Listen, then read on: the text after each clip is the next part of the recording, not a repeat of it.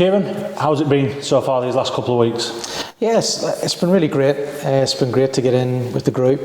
We haven't had many training sessions, obviously.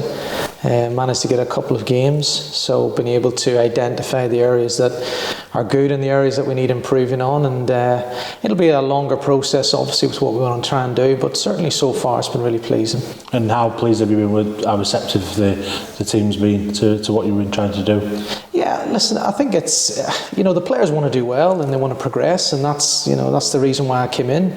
We want to go places. It's going to take time, of course. It's going to take changes, but we have to embrace change.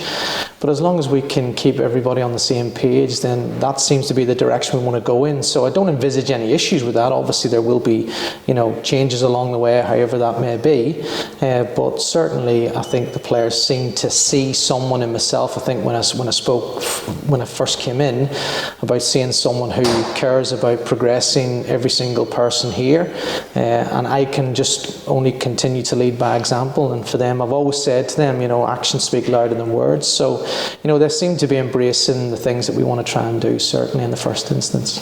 It's a big thing in the early stages, you getting to know them as much as them getting to know you. Yeah, I think so. It's all about identifying what the players are and where they're at, what types of players they are, and then how that dictates how we set up, training, how we set up the development pathway, how we set up our performances.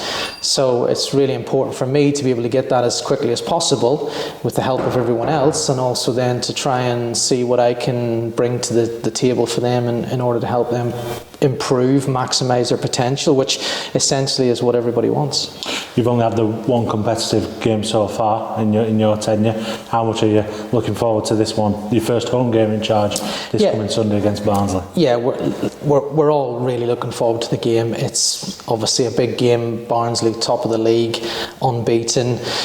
We know that probably no one expects us to get anything from the game. I think with Barnsley, they're unbeaten and they'll want to continue to have that little bit of pressure on them, but good pressure that they'll probably want anyway, being at the top of the table with people chasing them. I think in terms of what we can do, we can only control what we can control, and that'll have to be our focus. Certainly, I think all the pressure will be on them to come and win. I think they'll expect to come and win well. So really, we just need to try and set up to be as competitive as we possibly can be. We know there's a process we're going on. I think on paper, people will say it's an easy game for them. But as long as we can just control what we can control and focus on the things we've been trying to do in training, even for the short space of time that I've been in, then hopefully I'm looking forward to seeing how they step up to that challenge. Is that the message to the girls then? Just stick on what we've been working on. Well, yeah, I think so, because it's not about me coming in and saying this is what it's going to be and how it's going to be. It's a collaborative approach with the staff, with the players. It can't just be a one-size-fits-all. Certainly we have identified areas that we can improve on, and as long as we have everybody embracing that challenge of progress, then essentially we can only assess our progress based on on objectiveness around what we're trying to build and what we're trying to do. So we have to test that out, of course, to see what's good and what's not good about it, what needs to be tweaked, what we need to keep. But that's a natural process when we're trying to embed certain principles, changes in how we want to perform leading into the kind of second half of the season, I would say.